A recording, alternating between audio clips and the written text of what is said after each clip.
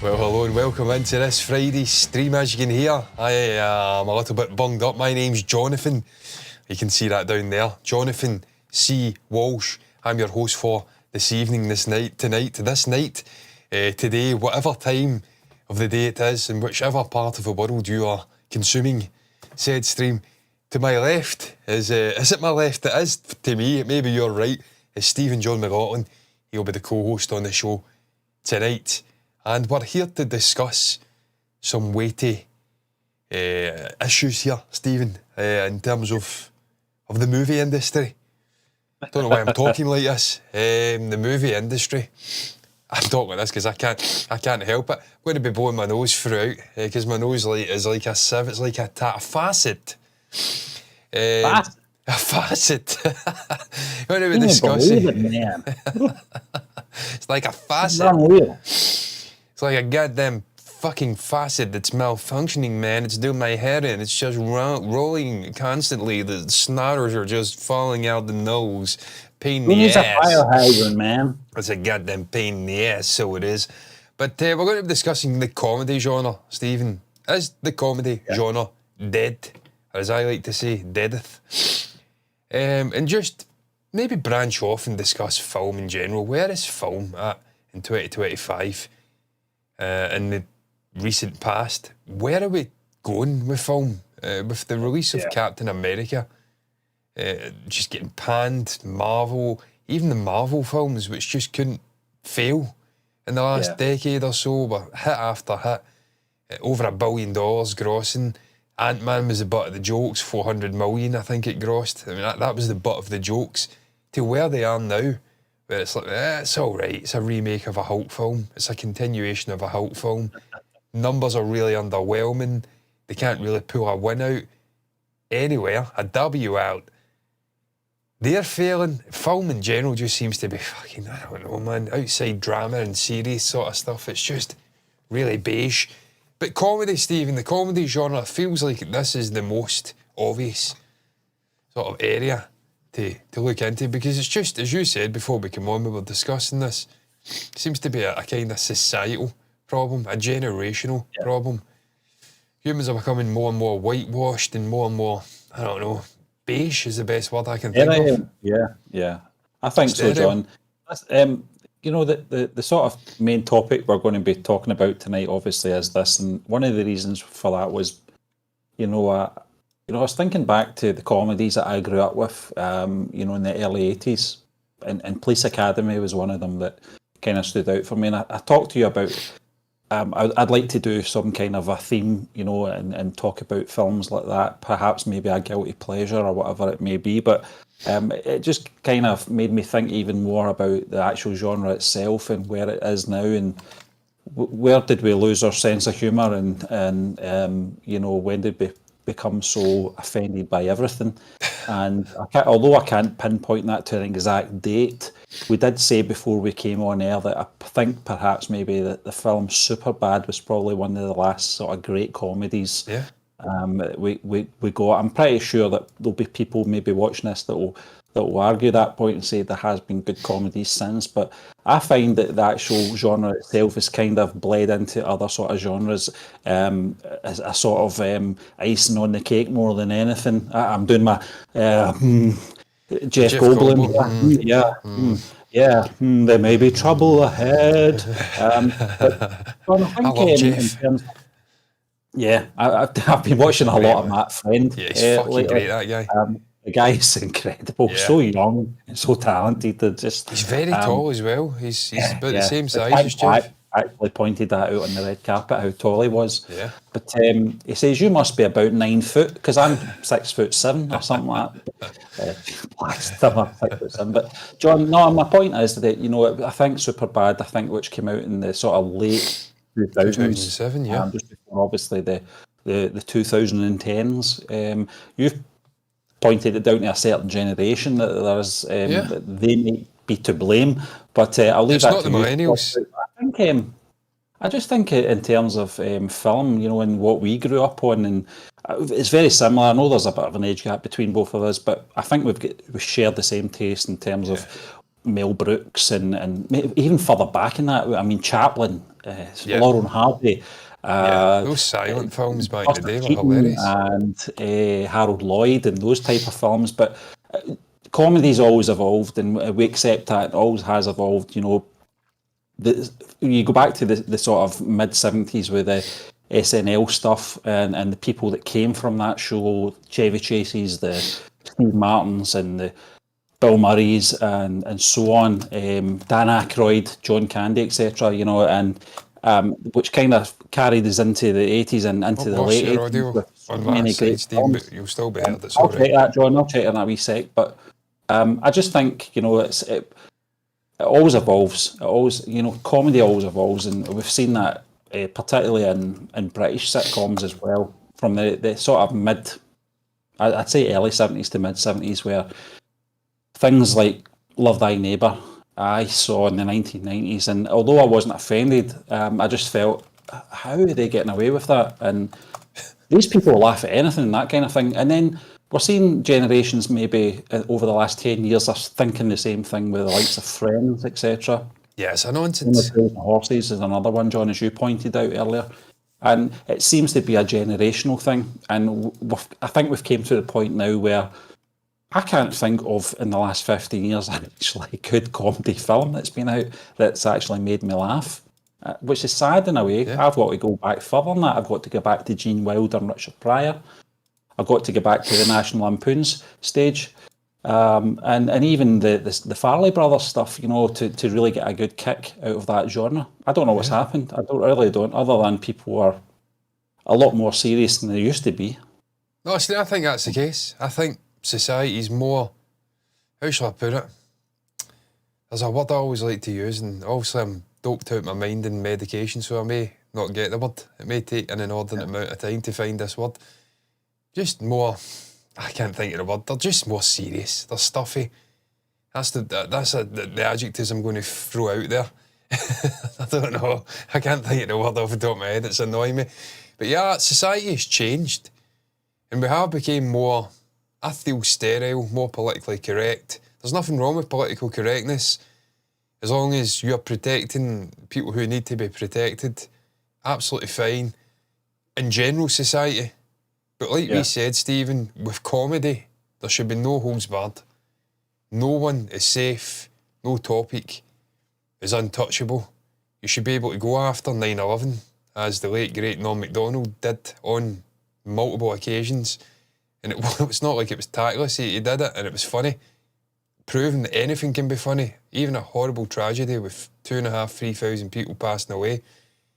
10, 15 years later, he was making jokes about it, and it was absolutely acceptable to laugh about something like that. In those cases, and I think there was maybe a roasting, I can't remember who it was, but his dad, I think, actually was killed in that, can't remember who it was, but I think it is. I think it's down to the individual. I think more than anything, it's down to the individual and what sort of tolerance they have for certain types of humour.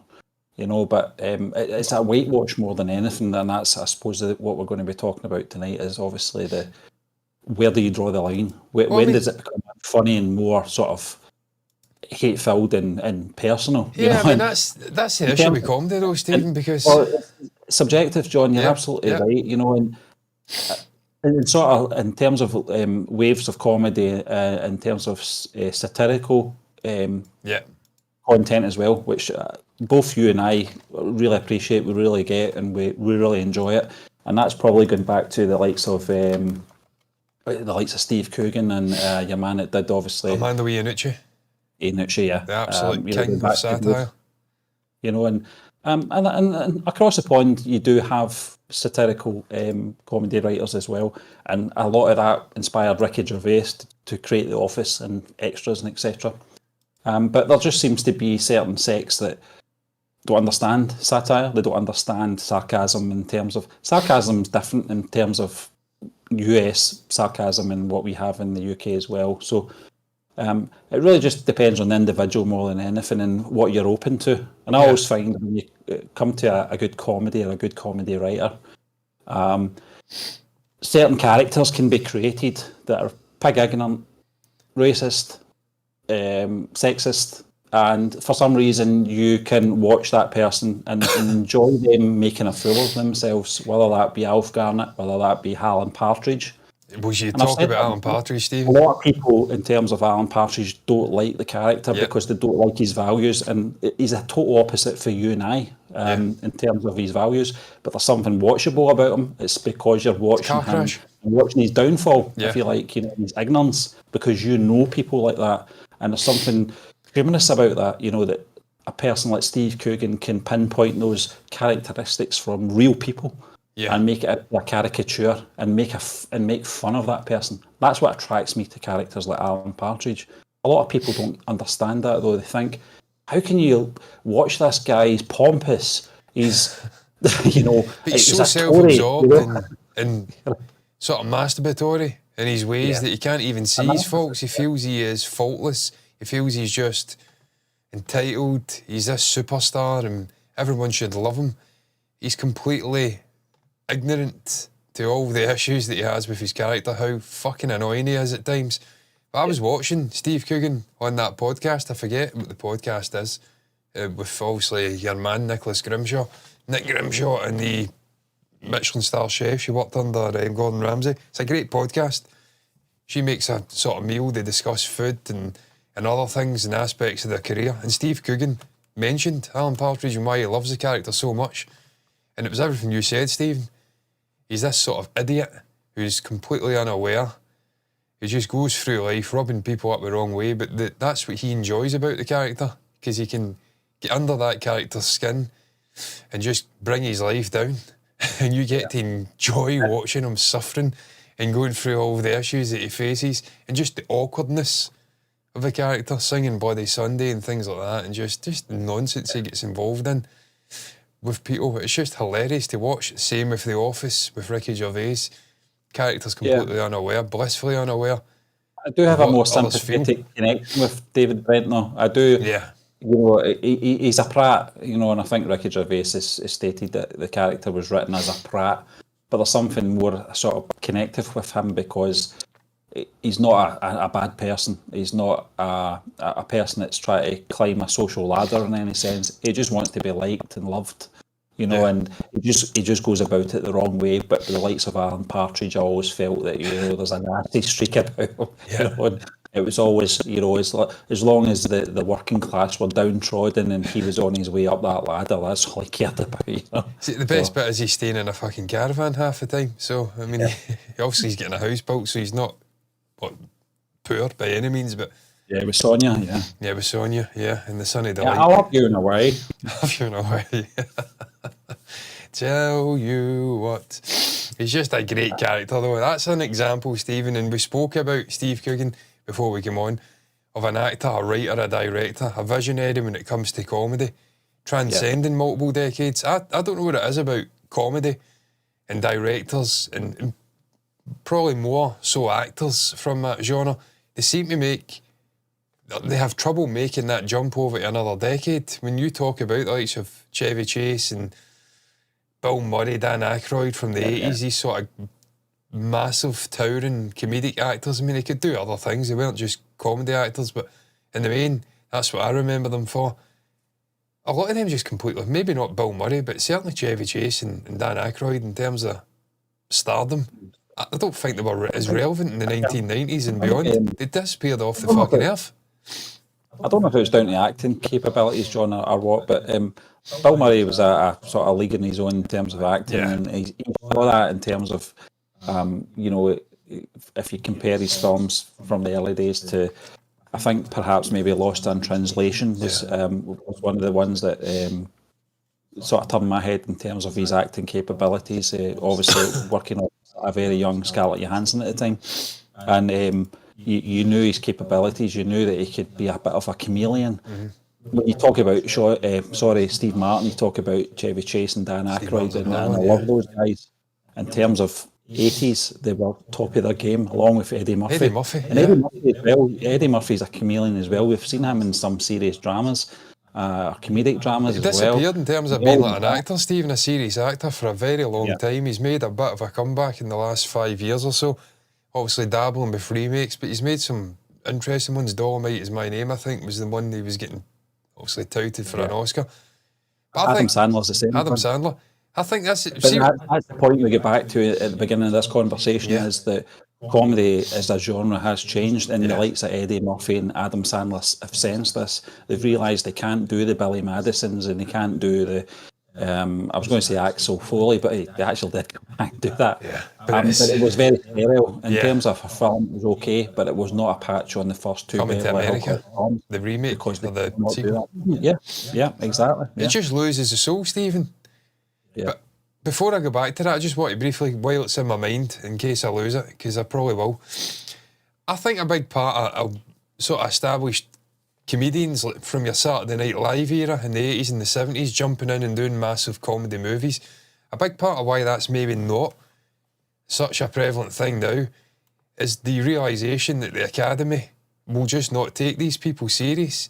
If they start out in comedy and make their name as a towering comedy actor, and they make hit after hit after hit where people are genuinely rolling around laughing in theatres, and then they decide 5-10 years down the road they want to become a more serious drama-driven actor, they get snubbed. They've got no chance of ever winning an Academy Award. We've seen this with Jim Carrey. He gets snubbed numerous times for brilliant performances in drama films. Scandalous. Obviously, most recently, Adam Sandler. There was rumours at the time that the Academy flat out refused to even nominate him because they didn't view him as a serious actor, and that he'd have to establish himself with multiple drama-driven performances, brilliant performances, before they'd even look at him. It's a fucking joke. That's just completely laughs in the face of what the Academy Awards and these awards ceremonies are supposed to be. They're supposed to be a celebration of the best performance, the best films of that calendar year. It doesn't matter what the actor's done previous. If he has a breakout role in a different genre, he should be recognised. I think a lot of these comedy actors are now realising, look, there's no point in doing it. Because if I want to become a serious drama actor at a different point in my career, I ain't going to get recognition. So I don't know if that's a part of it. Obviously the studio stuff, we can get into that as well. Sort of politics of the studios, the money side of things, they're just getting funneled into the same sort of area of filmmaking and completely paralysed. They don't know how to make movies for low budgets now. Just everything's spiralling. It must be tough. I mean, the sole purpose of any film studio is, if we're being honest, is obviously to make money, and they understand the audience, and they know how to read the room. And certainly with generations now, they have to understand what people want, etc. But going back to those sort of comedy films of the 80s and 90s, it was something that I very much enjoyed. Certainly in my sort of early to mid-teens, when I started working in like a warehouse, these were my sort of outlet. These were my escape from the sort of reality of life. Working 12-hour shifts, etc. I'd go home and I'd watch a Farley Brothers film, or an Adam Sandler, one of the early Adam Sandler films. Just hilarious. As a term of escapism. Going back to the likes of Adam Sandler and Eddie Murphy, I think part of it is that in terms of having to change their sort of material and their sort of outlook on where they want to be in their career. The other part of it is getting older. The energy is not the same. Adam Sandler could not do a Billy Madison 2. It just couldn't be done, and work well. He could try it. And it remains to be seen whether Happy Gilmore 2 will be a success or not. I've kind of got reservations about that. And based on the fact that you mentioned coming to America, the second film, John, it had elements of good stuff in there, but it didn't have the same energy. And comedy has to have energy in it. And if you don't have the energy, the audience will not believe in it. They'll not believe that the same sort of spark is there from what they remember from that 1987 film, Coming to America, or perhaps the 1996, I think, Happy Gilmore. Just looking at that because I put that in the thumbnail, and he looked so young. It's captured in time, and it's a period that that generation will understand. So I'm not trying to sort of downtrodden on the generations that came after me, because it's a societal thing that no one can stop. Nobody's going to stop the way people act and the way people feel about things. And as we become a bit more enlightened and a bit more educated in the world as a worldwide thing, we didn't have that in the 70s. We didn't have the internet, you know, we didn't have, I'm not making excuses for some of the poorly chosen jokes of the time directed at certain races or etc.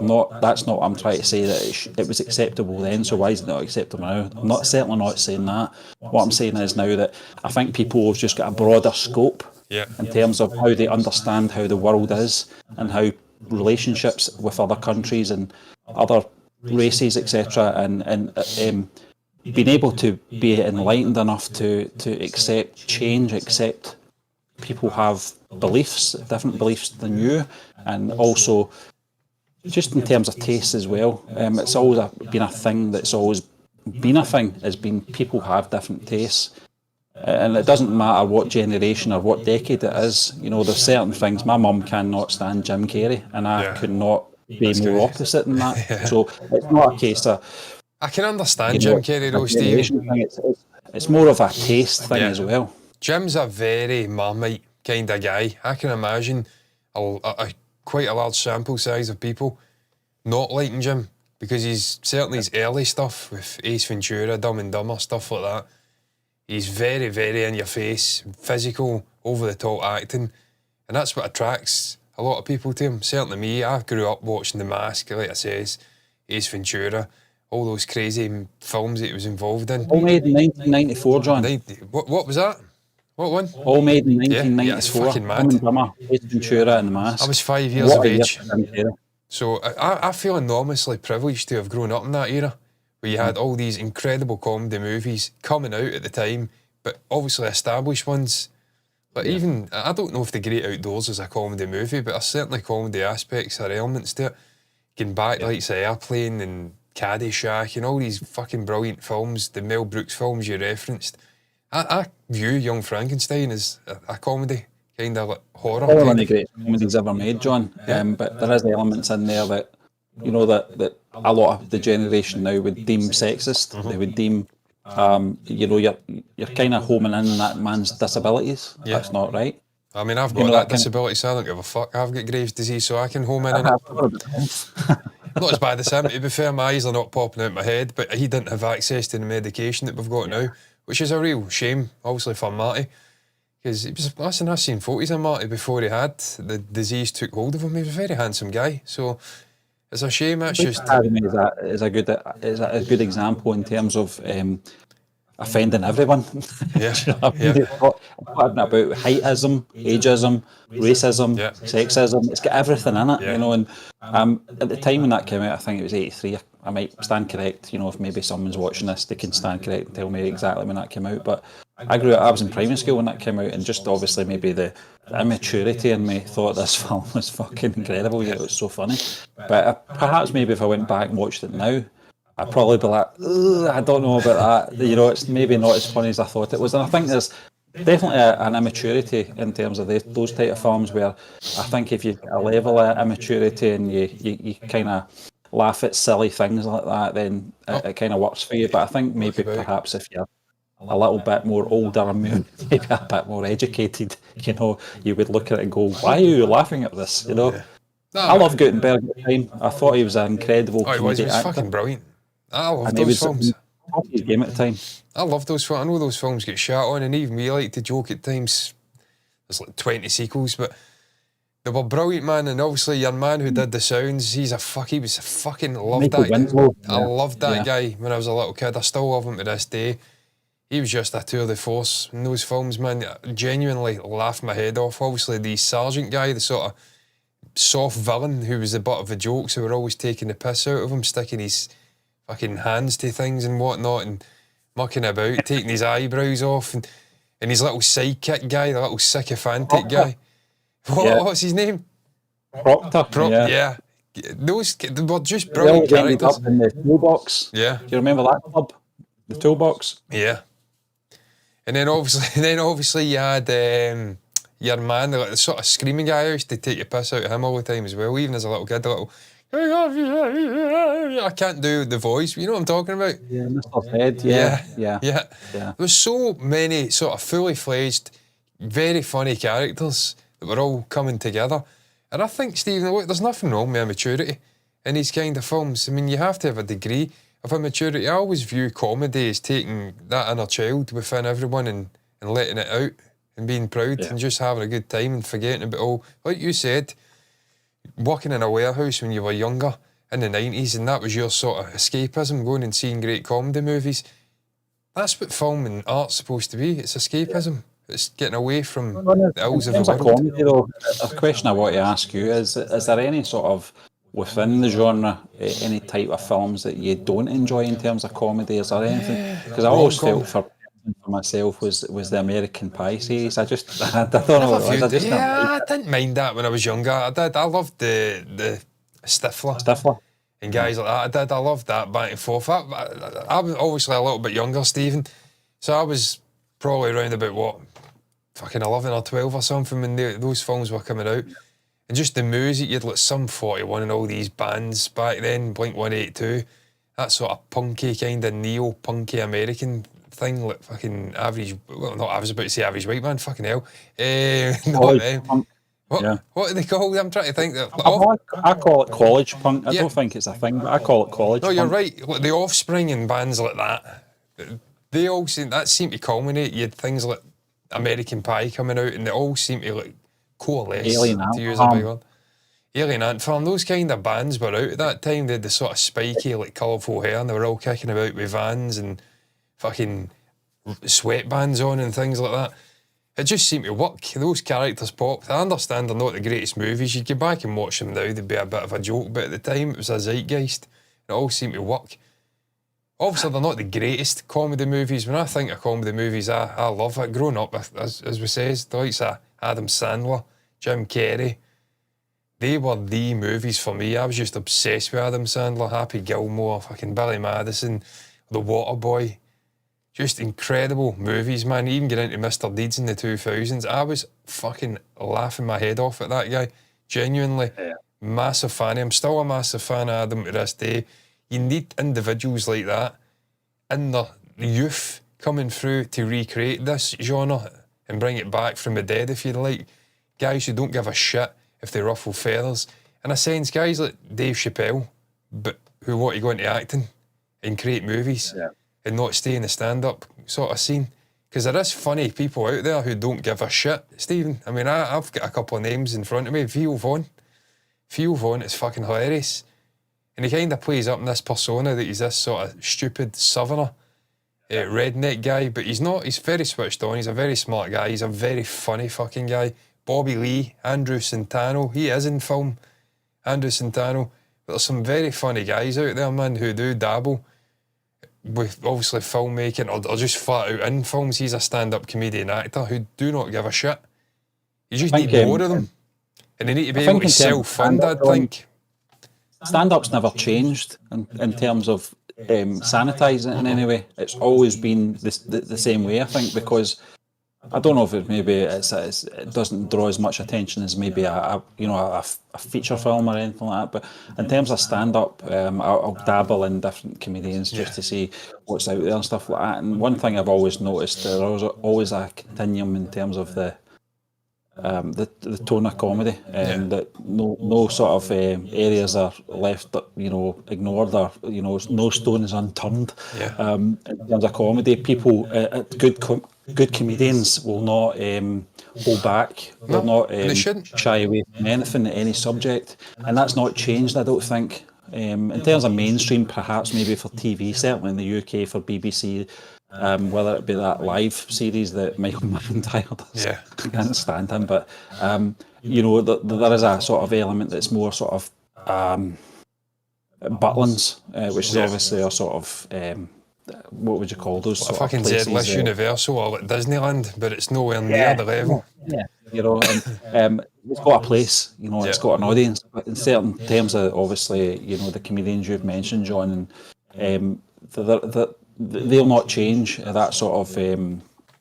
It's not. I mean, they're in the mainstream, known, if you know what I mean. But in terms of the platform that they're sort of on is certainly not the same as mainstream, if you know what I mean. So they're household names for different reasons. That's what I'm trying I mean, to get to. Chappelle's the greatest probably stand-up comedian on You earth know, just and now. Netflix has got a lot to, you've got to commend Netflix for that, because they will cater to those comedians, and I'm glad they do. There was a lot of they need backlash for his last sort of special, and people wanted him cancelled. And look, you can't cancel Dave Chappelle. The guy's a superstar. He's made for life. He's untouchable. And I hate that shit. I'm not for cancel culture. And I'm certainly not for a guy like that getting cancelled. Certainly not a comedian. Comedy's always been a sort of way, a conduit for exploring what's going on in society, pop cultural things, and poking fun at it. And you don't have to be so fucking stuffy and serious that you get offended with every single thing they say. As long as they're not being deliberately hateful and getting after people in a targeted manner. I don't believe Dave Chappelle does that. I think he highlights a lot of things. Obviously, Ricky Gervais over here is another example. He's worldwide though. These guys are ever present. They ain't going anywhere, and they don't give a shit. They will press these matters. They'll go after the likes of Harvey Weinstein and the sort of Hollywood elite. They'll go after other issues in society, good or bad, and they'll go after them freely. The issue with obviously the genre of comedy in movies though is that these guys can go after it because it's their own platforms. They're doing it on a stand-up scene and they're funding it. The minute you need funding to make a multi-million-dollar or multi-million-pound movie, that changes things immediately, because you need to have financial backers and you need to make money back. And when you're working, I presume in that industry now, it's all multi-demographic. Disney and the sort of king makers in Hollywood now are all multi-demographic films, trying to get octogenarians with toddlers all in the same theatre, consuming the same content, because that's what makes money. Anything that moves outside that sort of that kind of movie, that category of movies, it's be R-rated, 18. When I was younger, you don't have 18 movies now, they don't exist. Or sort of controversial comedies, whatever the fuck that is in today's society. It feels like everything's controversial now.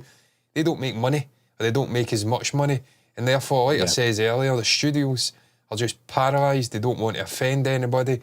They don't want to step on any toes. They certainly don't want to make something for like 50, 60, $100 million that ain't going to make money back. So they just sanitise it to the lowest common denominator. In terms of sanitisation, John, you're absolutely right, and it's became an obsession to the point that even when they release a trailer now, they've got to make it a red band, because this has got swearing in it. Ridiculous, isn't it? It's one of those things. I mean, if you look at the likes of Kingpin, or there's something about Mary from the Farley Brothers. Yeah. And even so much so, even Dumb and Dumber, which I think is a pretty tame comedy, even to this day. But they would all be branded a red band film. You think of the dream scene, Stephen, in Dumb and Dumber, where he's ripping the guy's heart out and putting it in the bag? That'd be fucking red band. It's crazy. Yeah, it's nuts. Even the scene in There's Something About Mary with the hair gel. It would be a red band now. You know, it's something that we never really thought about when we were watching it for the first time, you know, in the sort of late 90s. We weren't thinking, oh, this could offend a lot of people. Perhaps maybe it's an ignorance. I don't know. I can't really pinpoint what's happened with people. I can't really pinpoint. I just think we became sanitised, and I think it's social media has absolutely destroyed society. This instant access to criticism, and everyone's got a voice. Look, I speak, look, we're sitting here talking. Who the fuck are we? Everyone's got a voice, everyone's got a podcast, everyone's got an opinion, and there's a lot of hate. There's a lot of minority communities who perhaps are or not on the right side of things in terms of beliefs, but they're very vocal, and they'll go after studio heads, they'll go after directors, they'll go after different fucking facets in the sort of artistic industries, and they'll influence them. So when you're sanitising things in fear of sort of getting a backlash off of these different sub-communities on Twitter or on fucking Reddit or on whatever, Facebook, whatever you're using now, TikTok, I don't know, that influences how art is produced and made. We've seen it with Star Wars. They're terrified to make a Star Wars movie. They just keep announcing them. They don't make them because they're terrified about the toxic fan base, as they call it. Well, that may be. I don't think that's an issue for the studio, other than, you know, I think in terms of the audiences that it could be a generalisation for myself, John, but people seem to seek out being offended. Oh, they do. There was things that that I wouldn't watch in the 90s because it didn't interest me, or I thought perhaps maybe in terms of American Pie, it's not my type of humour, so I would kind of steer clear, and I would be like, it's not really my humour, and if I watched it, I probably wouldn't really get a lot out of it. Yeah. But I think taking that example in today's sort of society, people would go out the road to watch it to be that's a fucking disgrace. That what he's doing to that fucking apple pie. Why are they doing that? Why are they getting away with that? That's obscene. Stephen, you say it's about Friends. The theme of that film was before even going to see it, and it's just one of those things. I think people do seek out being offended nowadays. And you likes of don't know why that's Mel Brooks films. Blazing Saddles, John. I think that's probably a perfect example. Mel Brooks, people Stephen, would like to watch that to be offended. Mel Brooks is a completely different. He's like a sub fucking category in comedy entirely. This guy just went for everybody. I mean, he's probably the most Jewish man you'll ever meet, and he took pot shots at Judaism. He took pot shots at everything. That guy had no holds barred approach to everything that he touched, and it was dynamite. His movies were incredible because everything was in the firing line. He did not give a shit. I love Mel Brooks, man. For me, one of the greatest filmmakers of all time. Some of the funniest movies ever made. I've got that guy's fingerprints all over it. And it's because he does not give a fucking shit. And it's from that era, the 80s, the 70s, where it was just Wild West. No one gave a shit. If you get offended, tough shit, move on, get on with your life. There wasn't a social media. There wasn't an echo chamber. People couldn't get access to studio executives or directors because you'd have to try and get a phone number or a fucking telegraph or I don't know. How'd you get a hold of people 40, 50 years ago? It was impossible. It's not like now. So it was totally... Exactly. You'd have to go and physically meet them and chap on their door. That was absolutely disgraceful what you did. And then that wouldn't happen, Stephen, because you're there face to face and it's very different when you're there face to face with people. All that bravado, the anonymity disappears and you see what the reality is, that people don't give a fuck about your opinion. I could just imagine like some incensed Karen going to a Mel Brooks' door back in the 70s and saying, I disliked what you did with that movie. Just say, see, there's that door there, you came through, walk back out it and fuck off. And that would be it. We've just became sanitised, we're just mollycoddled. Everything is just beige. And it's definitely a generational thing because growing up, I watched Friends, I watched the likes of, I don't know, Only Fools to an extent. I don't think Only Fools is offensive, but then the Zoomers came of age and they were going after the likes of Joey from Friends. What's he doing? This guy's a sex pest, he's too forward, he's hitting on all these women. Like, that's a fucking bad thing. Literally, right now, society, we have got population issues. But at the max we're ever going to be, the developed countries, whatever the fuck that means, Western nations, the populations are shrinking. In Scotland, the population's shrinking at an ungodly rate. So unless we bring in sort of immigrants or refugees, we are going to die out as a country. It's over. People are getting older. We're shrinking. And it's because of fucking Zoomer generations and whatnot who are getting after guys who want to go and chat women up, and then they see that in shows from 30 years ago and they think that is alien. That's horrifying. It's not. That's normal. That's what fucking red-blooded male people did back in the day when they didn't have social media. John, with Friends, there is certain things, and I'm not going to shy away from it because there is certain things in Friends that even, me, I kind of watch these things on a loop, and I love it so much, but there is certain elements that perhaps maybe I can understand where certain generations are homing in attitudes more than anything. But in terms of obviously the Joey character, you take it as it is, that's the way he is, and the way the character was written, he wasn't the most educated man, and he was very instinctful, but a loyal person as well. So you've got to look at the sort of traits of the character, and you've got to look at it, well, maybe that's sort of his vices and that's his sort of downfalls in a certain way, but then again, he's a loyal guy, he's loyal to his friends to, till he dies, and, he'll do anything for anyone, so he's not a bad man or anything like that. But that's human being, Stephen. Yeah. How but many it's just times have we in terms spoke about John Lennon and the way people speak about the likes of John Lennon now? Like they are fucking angelic creatures sent down direct from heaven. They've never stepped out a turn, never made a mistake. They have no faults. So they're then allowed to go after people who have made mistakes and admitted mistakes. And when that's sort of vocalised or shown in art via like TV shows or movies, a character with flaws, they just hit out at it because it's alien to them. They think they're perfect. Again, echo chambers, hanging around with people with the exact same opinion, just getting told your shit smells like roses. This is what happens. Well, that's why I can connect with the likes of the Lloyd Christmases and the Harry Dunns of this world, because they're harmless creatures that are just not, they go along, they sort of bumble along in life, and things present themselves, and how they handle those sort of scenarios is how, in terms of Dumb and Dumber, is certainly a good example of that, and how different they are, and the way their thought process and the way they look at the world is so different to the likes of real people. Stephen, you've met people like that. I bet you've met someone like that in real life. I literally met fucking when I was starting out in the job I'm in, guy that got me into the job, he literally was involved in a car crash delivering curries and had curry all over him. He get involved in the car, get T-boned, and he was covered in curry. And I immediately thought of like a Lloyd Christmas or something like that. That is one of those characters. This guy is a living, breathing human being. He gets sacked for stealing a broom from the side of someone's house, and a £1 broom.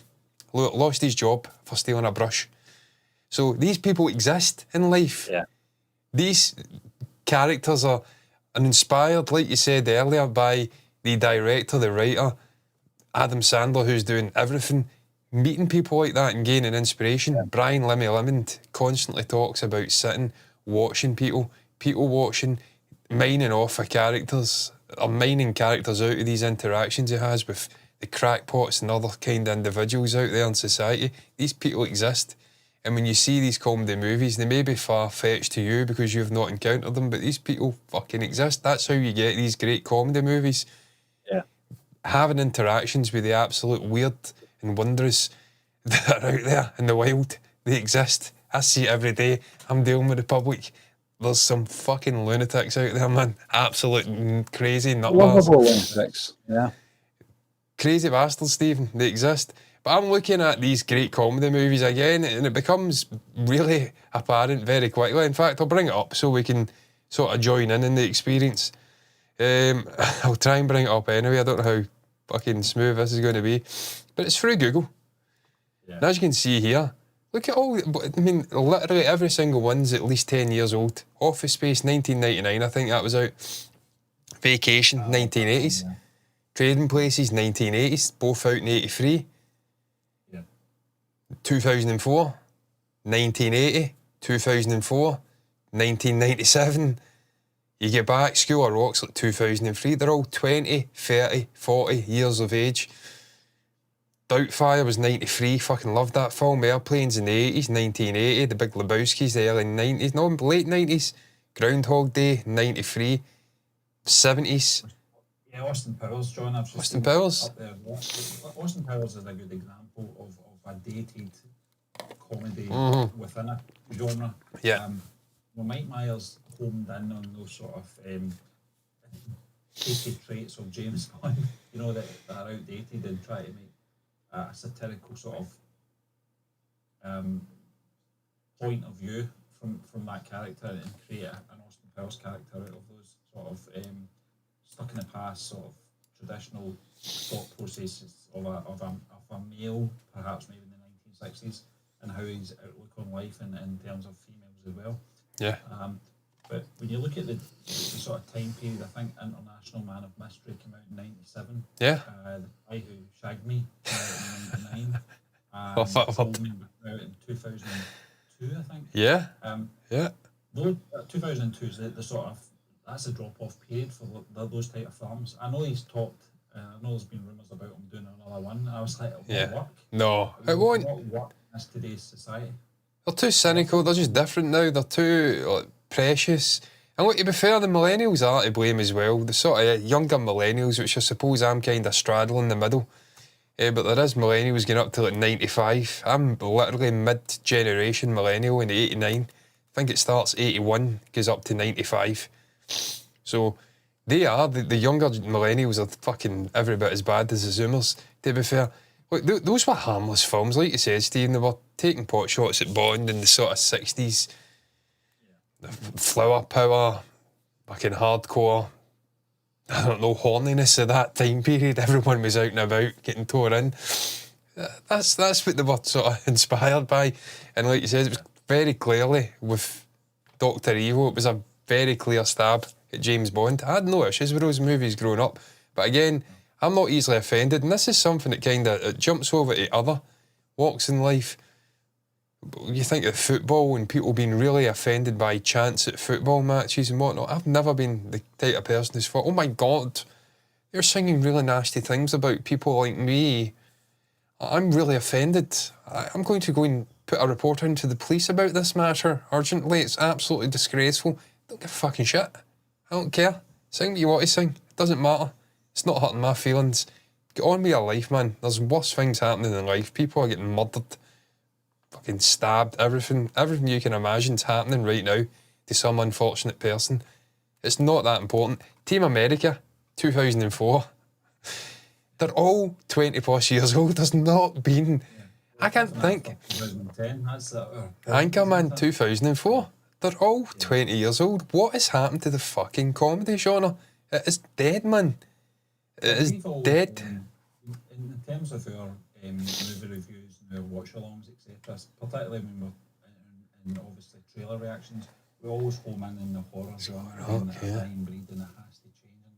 And to an extent, when you look at the likes of A21 and Blumhouse, who are doing their best to change that genre for the better, and they certainly are succeeding in certain films. There's nothing in terms of the comedy. No. Farley Brothers just don't do what they do anymore, and so many comedy writing teams just aren't out there anymore because I think they're being stifled, as you said, from the studios.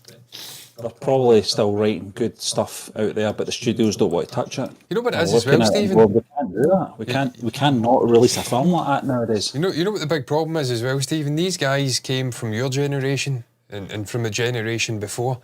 They were outside, living life to the maximum in the main, meeting different people, all walks of life, crazy shit was going on. And it was the dark ages, man. You didn't have phones trailing you everywhere. And they then took those experiences and converted them into great movies like this. People now, and probably, I mean, I'd say my generation's the last that kind of played outside. You go from like 95 and up, probably, and people are becoming more and more wrapped in cotton wool. They're indoors more, they're on fucking phones, they're on PCs. They're not really having the life experiences to the same degree. I mean, there's always fucking outliers. There's people out there absolutely fucking destroying life, man, meeting and going all over the world.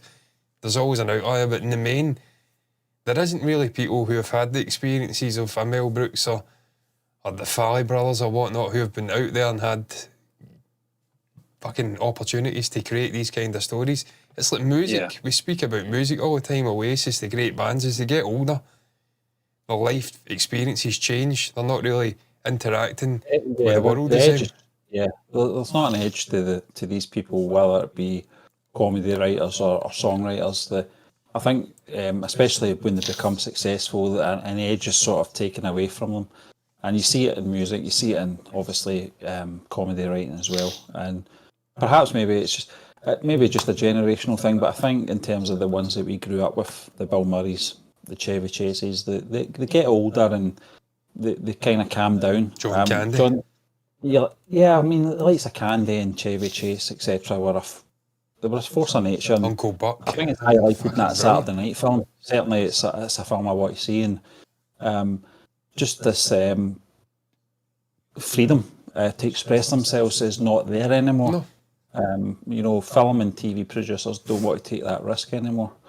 And even Saturday Night Live, to an extent, although it's sanitised. Comedy elements in it, it's not the same Saturday Night Live that I remember from the 70s and 80s. Stephen, in the 90s with Norm Macdonald, he was going after O.J. Simpson every single week.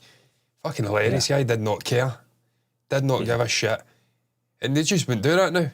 because they'd be terrified of reaction on social media and just terrified, period. People are paralysed now. They've lost that creative verve. I just think it's a film-wide issue. I mean, you look at the action movies as well. I mean, it's not been...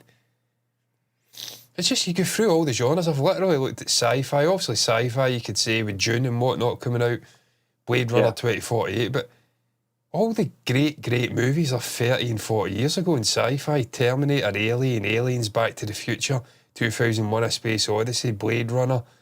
These are all 40 and 50 years old. The Abyss, 1989, it's fucking 36 years old. The Thing, 1982. Yeah. These are all older. Donnie Darko's late 80s. No, it's fucking older. 2001. I thought that was a lot older. Even then, it's 24 years of age now. That is, John. And perhaps maybe that's the reason we don't do what we used to do on this channel either. You know, maybe there is an element of truth that perhaps maybe the passion isn't there as it once was. You know, in terms of this channel, you know, when we first started out, we were doing movie shows, we were doing the box office stuff, we were doing the Star Wars stuff, and all that's been lost just through deterioration more than anything. Not on our part. It's we can only work on the content that's out there. You know, and when it comes to the Force Friday show, I would fucking hate to do that now. I would hate to do that show because I'd be talking about things I actually hate. The Acolyte and... Yeah, you know, it's shite. The 50th film that Kathleen Kennedy's Lucasfilm has announced it's not going to fucking happen. You can imagine the sort of intro. We used to do the intro before the actual title came up, and it would be like this. I'll give you an example. Kathleen Kennedy is excited about the Acolyte. That's what we're talking about next on the Force Friday show. Well, John, what's your thoughts on that? Breaking news that Kathleen Kennedy, blah, blah, blah. Yeah, but just, I mean, you even think of the Super Bowl, man. I mean, fucking most years you've got about 10 trailers dropping. You're mega excited for them. Fucking nothing. So we talked about that at the start, didn't we? Because we were kind of in between the decision whether or not to do a live show on Monday or do the Super Bowl trailers, and we did the Super Bowl trailers. Fucking waste of time, but it was just one of those things. If we don't do it, you know, we might miss out on something. It's like Arnold Schwarzenegger and Sly Stallone again. In the first place, you know, we should have just done a live show. But you're absolutely right. You know, there's just I don't know what it is. Is everything just a bit meh now? I don't know. I genuinely think we've moved into a different universe. I think they did something in that Large Hadron Collider thing, Hadrian Collider thing in Switzerland or wherever the fuck it is. And we've moved into a different... I think we've moved into a different... That's what I'm saying. I think it was round about COVID times, speeding up and everyone's just shite now. It's fucking terrible. Literally, that Titan submarine that imploded fucking nearly 2 years ago. Where is the time went? 2 years? 2 years, fucking years and 3 months since that thing imploded. Holy fuck, I remember watching that. Feels like December will be 10 years. What's that? Since The Force Awakens. That's crazy. It's a decade since that film came out. I wish it never did, but it's... I sometimes go back and listen to your reviews, how excited we were. How naive we are. Yeah, because we thought that they had a vision that they were going to utilise. I mean, they simply have to have a vision for Luke Skywalker. I mean, they can't leave him and be the centrepiece, everyone looking for him, and leave him to the end and build him up and then drop the ball. They can't do that. Fucking what a bit. Just wait.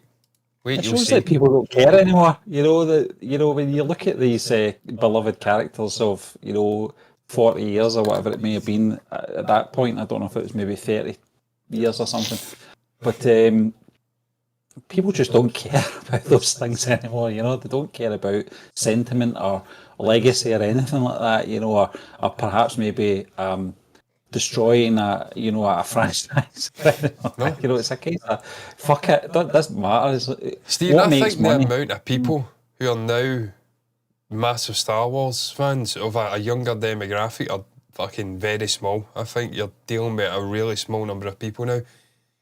10 years ago, if you spoke to someone and they says, I've never seen Star Wars, you'd laugh at them. You'd be like, what the fuck are you talking about, you clown? That's got to be, the responsibility has to lie with the producers of these things and the presidents of studios. If they have no self-awareness, they can't read a room, they can't actually understand their own audiences.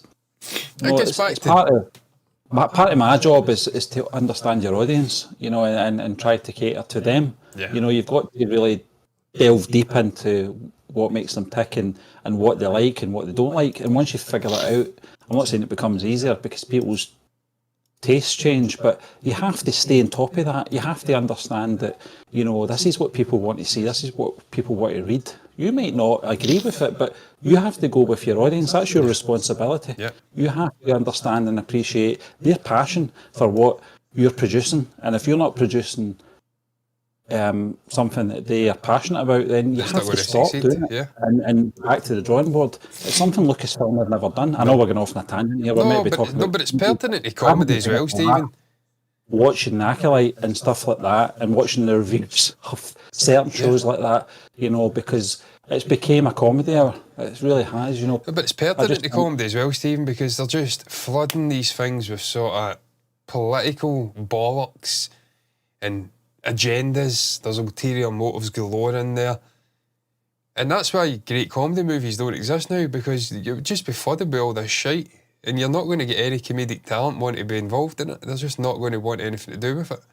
They don't want it. They want to be free to tell a story that's genuinely funny. And there is nothing funny about all this tribalistic political fucking bullshit that has infected everything in modern day life now.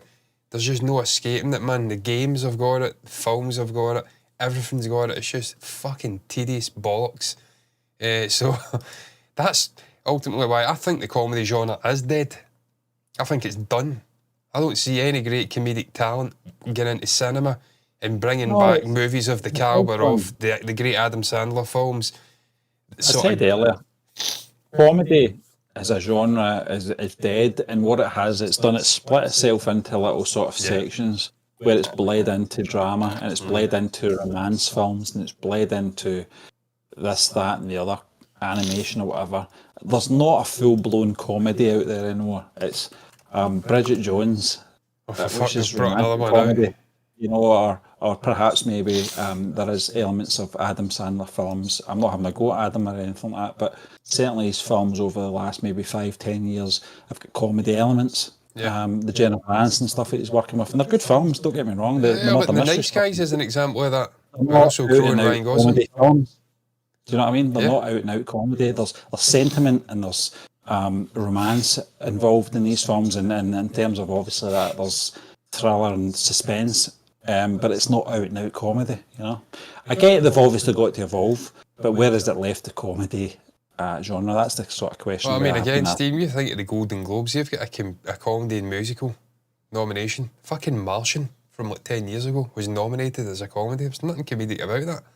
There was little funny moments where he was trying to grow potatoes and whatnot, and it was a fucking harrowing, terrible experience for the Matt Damon character. He was stuck in Mars and furiously trying to survive and find a way home. Get nominated as a fucking comedy. And you get that every year in the Golden Globes. It's just fucking, it's dead. It's done. There's just no one out there of the brilliance of an Edgar Wright, a Simon Pegg, Jim Carrey, Adam Sandler. They don't exist now. And if they do exist, they're going to get smothered by these studios. And the reason I was thinking of Superbad was because I was watching it was a clip of, is it Christopher, I can't remember his name, McLaughlin, Platt. Yeah, Platt, yeah. And even to this there is day, films with comedic elements, to be fair, Stephen. I'm looking at Emma Stone. Yeah. I think of Pretty Things or whatever it was called from last year. That was funny as fuck. There was parts of that were really, really funny. I don't think it was intentionally supposed to be a comedy. I think it was meant to be an artsy drama humour rather than what we're used to. Maybe comedy's evolved and we haven't. Maybe that's the thing. Yeah, I don't think so. But I look at it like it's a Superbad, and I was talking about obviously that actor, and I just felt that he's still got those comedy traits. And it was a YouTube video I was watching. I think he was doing a autograph signing or something like that. That's fucking McLaughlin, and I think of those sort of comedies, and it sort of was the last period and sort of time in my time anyway. That I really enjoyed, and just thought, these guys that are writing this, I don't know if Seth Rogen was part of that writing team, I'm not sure. It fucking reeks of Seth Rogen for some reason. Oh, yeah, Superbad was definitely Seth Rogen, absolutely. Stephen, just not giving a shit, and just he's doing probably the the best last film one. that they possibly can. And Pineapple Express is another Pineapple one. Express, I've just googled. It came out the year after Superbad. Seth Rogen's probably the last guy. Him, the likes of Dave Franco and whatnot, and James Franco. They're like the last kind of, and Bill Hader, they're the last kind of like crop coming up who are making genuinely funny films. But that's like 17 years ago.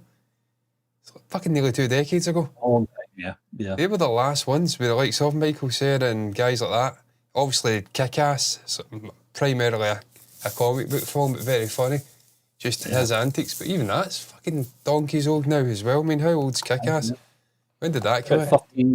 15-year-old, is it? Yeah, I Maybe think it is. Yeah. 2010 that came out. 2010, 15 years old. Yeah. So Yeah. I don't know. I think it's a combination of things. I think the studios are just not interested in making great comedy movies. They can't really push them and they don't make money anymore because it's overly sanitised.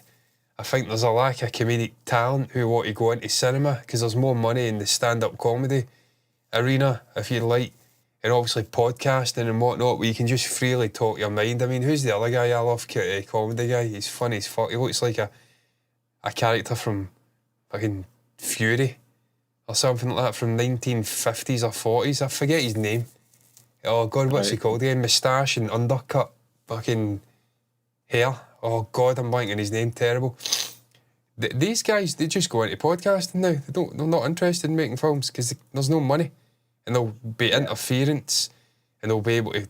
They'll have to whitewash everything to fit in with society's idea of what's acceptable. They don't want to offend anybody. So there's a whole host of reasons, but I think it's fucking dead. It's as dead as a dodo. Well, there's no coincidence that likes a Conan O'Brien, who was a comedy writer. Yeah. People think him as the sort of chat show king or whatever you may be, but primarily a comedy writer who's now kind of sectioned himself off to doing Team Coco, and he's sort of podcast and stuff. Yeah. And he's doing stuff that he loves and enjoys, but it's not mainstream anymore. And that's the sort of point of this conversation, is that people like Adam Sandler and Eddie Murphy have had to genre jump to an extent, just to sort of stay in the game. And I think that's just they're aware of societal change. They're aware of their old films don't sit well with a lot of generations now, and they've had to adapt. And I think that can be said across the board in terms of comedians and comedy writers and comedy actors as well. Bill Burr's the other one. Retired now, isn't he? I mean, he occasionally does the odd Sonic film now, but I don't expect to see Jim Carrey doing any more big blockbuster films anymore, because the big blockbuster films that he did in the past were mostly that genre. Yeah, they were. Yep. Depressing, isn't it? It is. That's the irony of this conversation. We're talking about comedy, and it's got a depressing tone to it. It really has, because of change and people. People don't want to accept. They don't want to accept. Comedy is it's a thing that's inbuilt into every human. We've all got humour in us, whether that be levels of dark humour or sarcasm or whatever it may be. We've all got it, and we'll never be rid of that. But as humans, we seem to suppress it. We seem to want to suppress it nowadays. You've had some fucking hilarious moments on this channel over the years. I think off the top of my head, the remake of Labyrinth. We were discussing that, and I was in absolute tears laughing. Are they bringing back Bowie? Yeah. There's some fucking been brilliant moments in this channel, so certainly. This is this guy I'm talking about here, by the way. Andrew Schultz is his name. Forgot his name momentarily. Look at this fucking guy. Try and get this to work in a way where you can actually see him. Look at that haircut, look at the moustache. He's like something right out of the Addams Family or like fucking 1940s World War II era. Just harsh undercut. Sort of, what do you call it again? Is it undercut? That's what it's called. Disconnected undercut. Exactly. But what was the other thing he says? Arrivederci, oh God, what was the other thing? Buongiorno. Buongiorno. That's him. Holy fuck, funny as hell, that guy. Hilarious. But again, why would he go into acting when he'd just be forced to cut out every bit of personality to conform to what the studios deem to be commercial? Is that even a word? I don't know. As now. What they deem to be a promotable product that can tick as many demographics as possible and earn as much money as possible, because that's all they do, and that's why we're getting these beige, just hollow husks of movies that are just remakes, quasi-sequels, churning out the same shite. Even like I says at the start, well, I'm a Marvel fanboy, I love Marvel. I've got the Shield, I've got Mjolnir on my wall, I'm looking at them right fucking now. Even they're fucking just, what's happened to Marvel? Everything's just shit now. And I suppose that's probably... It's just shit. It's just fucking rubbish. And I suppose that's probably the best time to go into this second topic before we round it up. Because everything's just shit now. Music's shit now as well. And that's why we keep going back to the Beatles. But look, what's your thoughts on the comedy genre? Do you think it's dead? You think they can bring it back? Why do you think it's dead as an entity? Is that even a thing? Genre, as some people like to say. Share your thoughts down below about that conversation we've had. Incredibly, went over an hour talking about that. Down below in the comment section, share it. But moving on to this final little topic here, I can't help but notice, Stephen, that there's a little gap which is doing my nut. I'm going to have to deal with that. Bear with me. Where are you? Where the hell are you, man? Capture. There, you're there. Bring you down a little bit. A little gap there. I noticed that at the side of my eye, the background was coming through at the bottom. That's annoying. I've got OCD at times with things like that. Yeah, but Beatles AI remix is on the way. I've put question mark. I don't think there is a question mark. Your man from that channel seems to be well connected. It's all but confirmed the two other anthology single releases from the mid-90s, Free as a Bird and Real Love, Real Life. I don't know. Is it Real Love? Real Love. Yeah. Are going to be getting the what do they call it again? What's the name of the software that Peter Jackson? Mal. Yeah, Mal. The Mal treatment. The Mal treatment. They're going to isolate his vocals. I'm like you. I've kind of follow the same sort of YouTube channels in terms of music, and one of them being obviously Vinyl Rewinds, which this news has came from, and the other being Parallelogram. I can't remember what the channel's called, but it's very, very informative if you're a Beatles fan. And Vinyl Rewind is one of the ones I've been watching for maybe about 3 or 4 years, and I was very surprised when this was just very nonchalant announced it, because I've not seen it anywhere. I don't know where this sources came from, but he did mention that that Peter Jackson's team are going to be working on Free as a Bird and Real Love, and the same sort of vein as in the same treatment as Now and Then got, in terms of AI extracting all the removing all the background noises from the John Lennon's tracks. And for anyone that doesn't know, John Lennon had recorded 4 songs onto a cassette that Yoko Ono had passed to Paul McCartney at the Hall of Fame, the Rock and Roll Hall of Fame in 1994, for the remaining Beatles to work on. And thankfully we got Free as a Bird and Real Love in 95 and 96. Now and Then came out in 2023 with the Mal software. Now, the thing about the previous 2 tracks, Free as a Bird and Real Love, they were produced by Jeff Lynne to the best of his capabilities in terms of analogue technology back in the mid-1990s. Now, obviously, technologies came a long way, and I think we can both agree, John, that Now and Then, in terms of a production, was a very much a huge success. Perhaps maybe not the best song ever released by the Beatles. Certainly, in terms of if you want to put those 3 songs together, it's certainly not the strongest. The other song, in fact, was Grow Old With Me, which Ringo Starr recorded as a solo back in, I think, 2018 or something. I can't remember when it was, and Paul McCartney played bass, but not a proper Beatles reunion, if you like, without George Harrison and John Lennon being present on that record. But in terms of these 2 songs, I mentioned this on our last live show, John. There's something very, I don't know what it is. It's this other charm about the way Jeff Lynne produced these. From my own point of view, was that John's voice isn't the most prominent. Yeah. And it kind of, for me, it suggests that, this is John trying to reach out to the real world from beyond. Yeah. He's tried to get people to hear his voice, and it's a sort of subliminal sort of way of singing the song, I suppose, in terms of his passing. And passing the rest of the production on to the remaining Beatles. And Freeze a Bird was the first one, obviously. I think it came out late November, early December 1995. I always remember that. I was working early shift, and it was a big deal. The DJ was talking about putting this record on, and now here it is, the Beatles, Freeze a Bird, and it played, and I thought, that's a great song.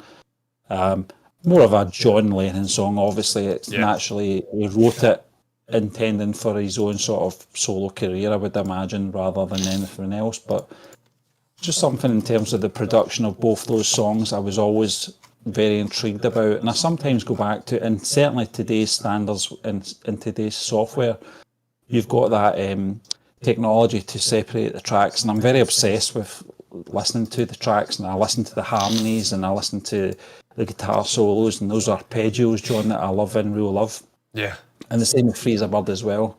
But there's always been this niggling thing with the majority of Beatles fans with John Lennon's voice. Yeah. And the separation between him and the piano track, because they were all locked on the one track. And it's something Jeff Lynne couldn't do. It's something no one in the world could do at that point in 1995. But now we've got the technology there. And I'm very intrigued to see where they go with this, because I know Giles Martin had released both Freeze a Bird and Real Love in 2015 on the YouTube channel as remixed, and they're very good standard, but they still have that sort of piano and vocal locked in, which is something they couldn't do until obviously Peter Jackson produced and directed the Get Back sessions a few years ago for Disney Plus. Absolutely, yeah. Stephen, I'm buzzing for this. We were talking about this last week, I think, or the week before. Yeah.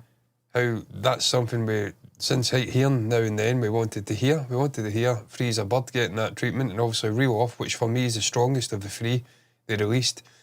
And back to Now and Then, I think it's always harsh to criticise that, and because you're right, it isn't the strongest song. I think the reasons for that is pure, and I was kicking into it the other day as well. Don't get me wrong, I felt like I was hating on the song. That wasn't my intention. But you've not got the creative brilliance of George Harrison, and what he brings in terms of being a guitarist, and obviously vocalist as well in a backing sense. When you're lacking him because he passed away, and all you've really got is Ringo and obviously Macca, and then archival stuff from George from the mid-90s, that's also going to make the song a lesser experience than Real Love and Freeze a Bird. Because you mentioned the arpeggios in Real Love. It was Real Love, wasn't it? His guitar and that, guitar's not even a word, I don't even know. His input in terms of guitar work is what makes that song pop for me. Yeah. It's just special. The little slide stuff. I think Macca tried to replicate it now and then, John. And although it was a very good solo, it wasn't George Harrison. There's something very unique about George and his style of play and picking the right moment for hitting those notes. And I was listening to the sort of breakdown of Real Love earlier on today, because I knew we'd be talking about this. Yeah.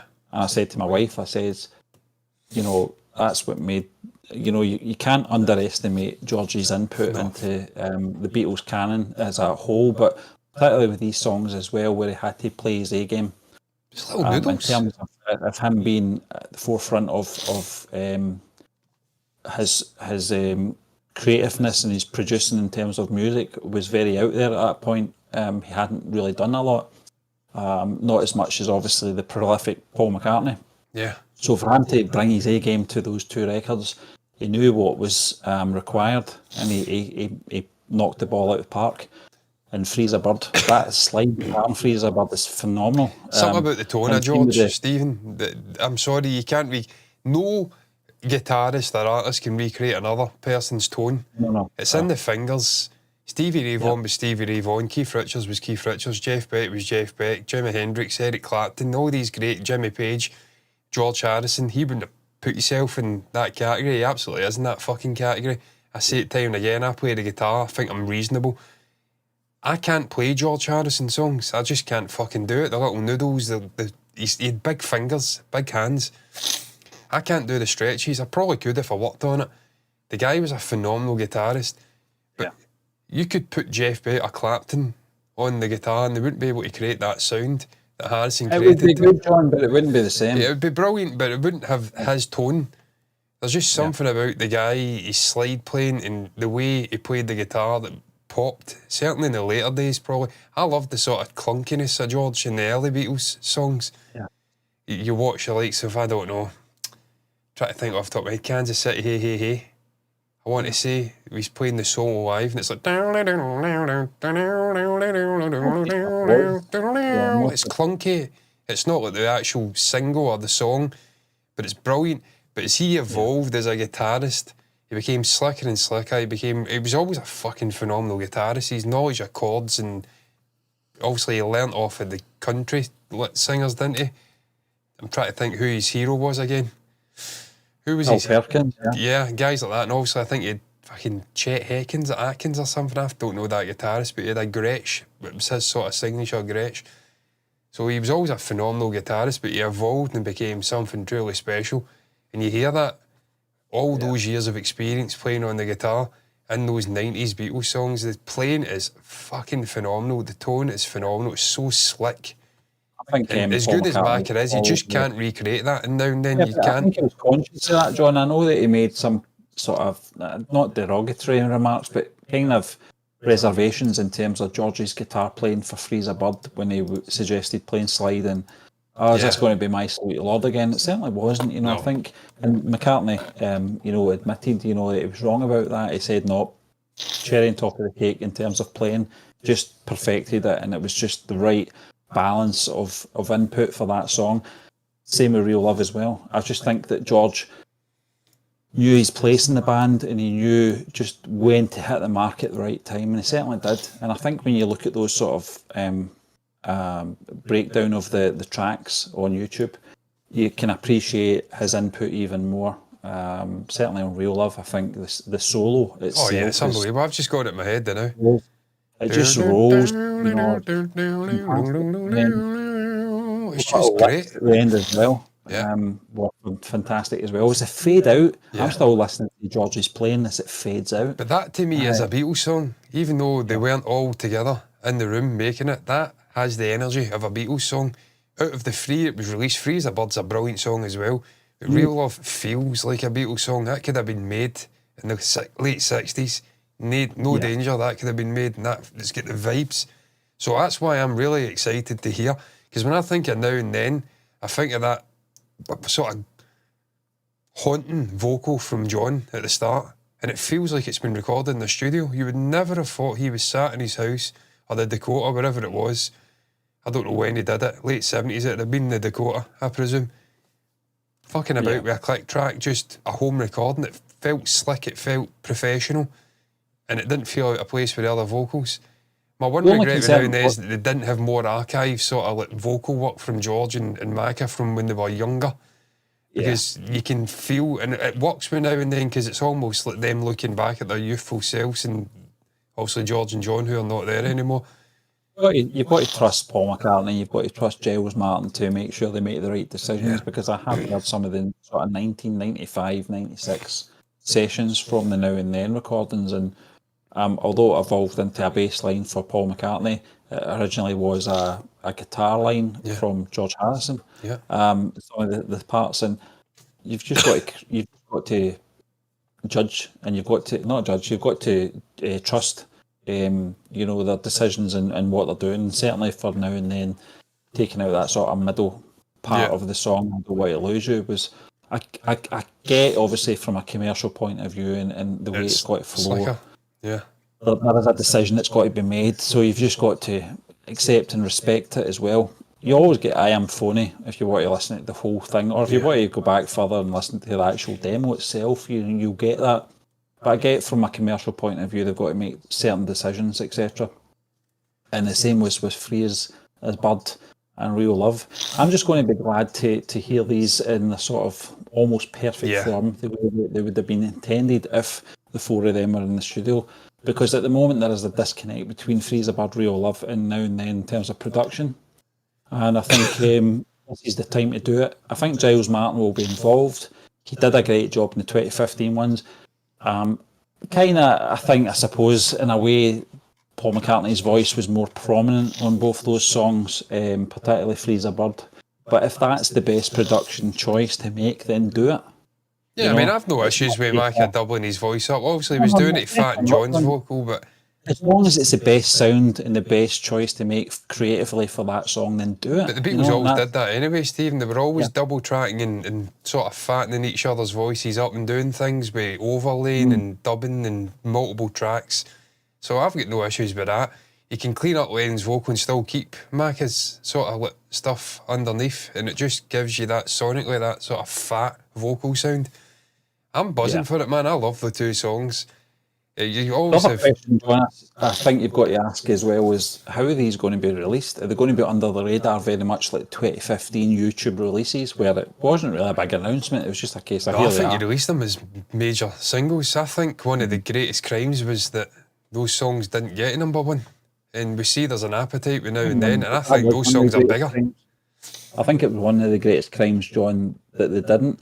And also the other was that they weren't included on the Blue album in the 2023 release. Yeah. Re-release, you know. When they included Now and Then, why not include the other two? Is it because they were waiting until they I think so. perfected them? Yeah. So there we are. I think it's came full circle. Yeah. I genuinely think they will re-release them as big hits, and I think commercially they'll do much better. I mean, I think they got to number 2. Didn't they? Freeze a Bird got to number 2? I don't know about Real Love. Yeah. I think it was number 6 in the UK. I think they could, I mean, in today's charts, I think there's still a great appreciation for the Beatles. And you see with Now and Then, I think the weakest of the three gets the number 1. There's no reason why Freeze a Bird and Real Love is a completed entity with proper, cleaned up, professional grade vocals from Lennon. I don't see why they can't get to number 1. Other thing as well, John, we've had 30 years of that version of the John Lennon Freeze a Bird, i.e. the AKA the Beatles version, if you like. It's still there.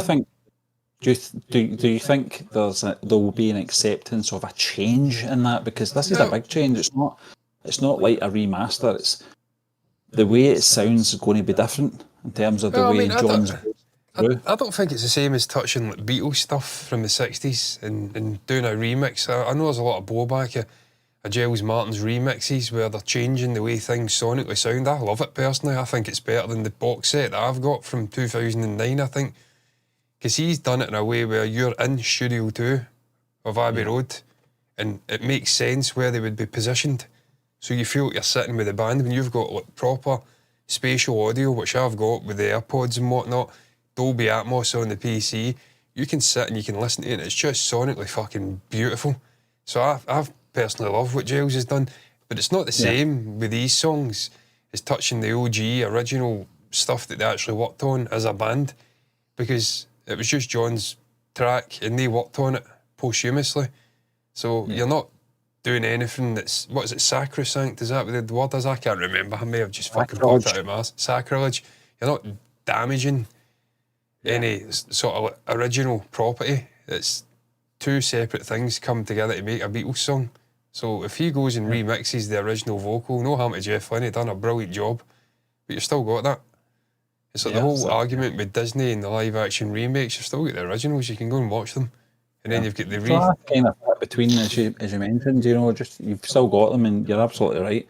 I'm more or less on Spotify. They've got the anthology versions of Freeze a Bird and Real Love, and occasionally they'll come up my playlist, and I listen to them and I enjoy them. But there's sometimes I do go to the YouTube versions that have had the 2015 remix because I want to hear Ringo's drums more prominent. And I want to hear the alternative tracks of George's guitar work as well, just because it is slightly different. It's nothing major, and maybe Paul's voice is a little bit prominent in the second half of the song as well. So you've got that choice, but you're absolutely right. It's all about choice, and you've got that choice whether or not to go back to the sort of 95 and 96 recordings, or if you want to go back to the 2015 recordings, you've got the access to both. So there's nothing really changing in terms of if the Peter Jackson treatment is exercised in 2026 or whenever it may be, whenever they're thinking about releasing these, you can still go back to 2015 and 1996 as well. So you're absolutely right, you've got a choice. No, you've got both. So, not erasing. No. And I think it's right that they get brought up to the standard of Now and Then, because they, for me, are better songs, and they will now be sonically for fans at the same level and to be enjoyed for future generations. Because if you're a younger person who's used to all this overproduced fucking nonsense we've got now, and you go back and listen, that may take you out the songs, hearing the vocal the way it is. Yep. So if they're up to a standard, it's only going to be winner chicken dinner for new generations. I'm reading an article here, I'm not going to touch on it because we'd be here all night, Stephen, but I searched the Beatles up and it's which songs should be removed or cut from the White. What songs should have been cut from the Beatles' White album? I'll go back to Paul McCartney and the Anthology. It's the Beatles' White album. The fuck you talking about? You don't touch it. If we wanted to make it a double-sided album, then it's a double-sided album. It's funny that one, because obviously George Martin had a different opinion, total opposite from Paul McCartney. You know, I always thought it would have been great as a very condensed album, but you know, horses for courses. You know, yeah. People like it. Some people say it's their best work. You know, Not so for me. yeah, it's all subjective at the end of the day, isn't it? And that's coming from two masters in Paul McCartney and George Martin. So Yeah. Who couldn't be closer in terms of relationship, but in terms of that viewpoint, total opposite. Yeah, I would not cut a single song from the White Album, even Revolution 9, which is Or, definitely an avant-garde, fucking masturbatory nonsense film. Or that other one, what was it Wild called? Honey Pie. Yeah. There's a couple in there, to be fair, but I wouldn't cut them, because you know what, it's the Beatles, and they made a creative decision to put them in there. Yeah. And they It's get part of the experience. Yeah. and you get to hear it, warts and all. It proves that even true genius, like the Beatles, have a couple of lemons as well, and that's an important message for people to take home, that you can be perfect most times, but you will always have a fuck up in you. It's guaranteed. It'll come when you least expect it. Like me saying treaser and a thistle a couple of weeks ago. Can you tell that stuck with me? That's still there. I like to think I'm a pretty good communicator, even though half the people who watch this channel can't understand a word I'm saying. I like to think I'm a very, very good speaker. I don't make many mistakes. But believe me, they come. And you make the odd howler, the odd lemon will come out. It's how you build on that makes or breaks you. The Beatles built on it by releasing Let It Be and Abbey Road. You could say they are lesser albums, but I disagree. They're still fucking great albums. So, go and fuck yourself, all the haters. No song should be cut from the White Album. That's heresy. I digress. That's going to round it up, Stephen. What's your thoughts on the topics we touched on? What's your thoughts on the comedy genre in 2025? Is it dead? Deader than a dodo? Shoot your thoughts down below about that. About the Beatles re-releasing Freeze a Bird, Real Love. They're getting the Mal treatment. John's vocals are going to be getting cleaned up sonically. Going to be like he was sitting in the studio with the other three in the mid-90s. Some say he was in the studio because there's some video footage of what looks to be paranormal stuff going on in that studio, and they certainly took it as John being there and being present with him. Share your thoughts down below about that. Anything else we discussed on the stream, stroke, show, whatever you want to call it, that's the place to put your thoughts. Like the video if you've enjoyed it, subscribe to the channel, hit the bell icon to get notifications straight to your eyes, follow notifications button over on Twitch for the exact same content over there. And until the next time, all that's left to be said is thank you for watching us, and bye-bye.